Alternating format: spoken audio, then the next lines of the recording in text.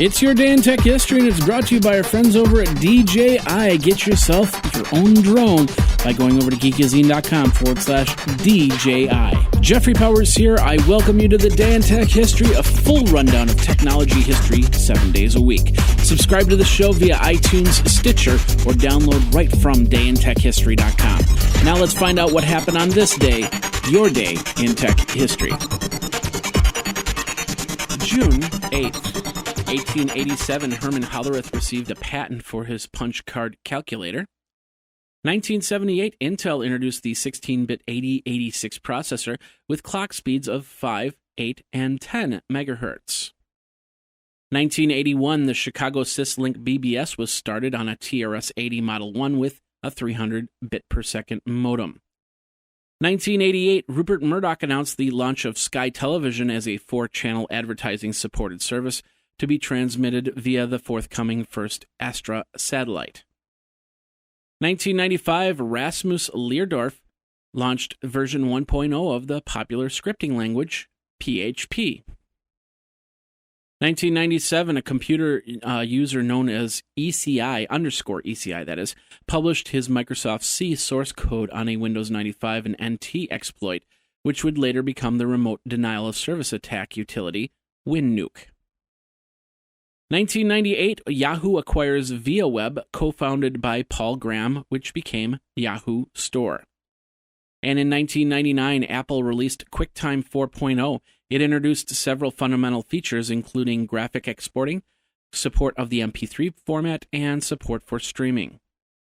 Also in 1999, Reuters reported that on a poll conducted by the Business Software Alliance and the Software Information and Industry Association, 38% of new business applications installed worldwide have pirated software. That's about 615 million at the time. And now this word from our friends over at DJI Technologies. The Phantom 3 has been released just in time for all your springtime flying. In both professional and advanced models, the Phantom is one of the most popular drones out there. And it can make you feel like a kid again, just like when you got your first RC car years ago. With video up to 4K, you can have fun taking overhead shots, aerial footage in parks or by the lake, or you can just fly over your house to see how many of your kids' toys ended up on the roof, or if your roof even survived the winter. I encourage you to go over to geekazine.com/DJI so you can get free shipping on that DJI Phantom, and it supports the Day in Tech History. Then go out to the park and have a ton of fun. Geeky fun with DJI. Now let's get back into your Day in Tech History. In 2000, the Federal Bureau of Investigation confirmed that it opened a probe into whether eBay sellers were committing fraud by bidding on their own items to help drive up the price. And PHP MyAdmin 2.1.0 was released. 2001, NetZero and Juno online services jointly announced that they will merge to form United Online, possibly becoming the second biggest U.S. internet service provider behind America Online at the time. 2004, the first transit of Venus, which is where the planet Venus passes directly between the Sun and the Earth, occurs for the first time in the new millennium. 2005, a hard copy of a reply from the Pirate Bay to Web Sheriff in response to faxed legal threats is sold on eBay for $255. Also in 2005, the Mars Express orbiter detects an aurora on Mars.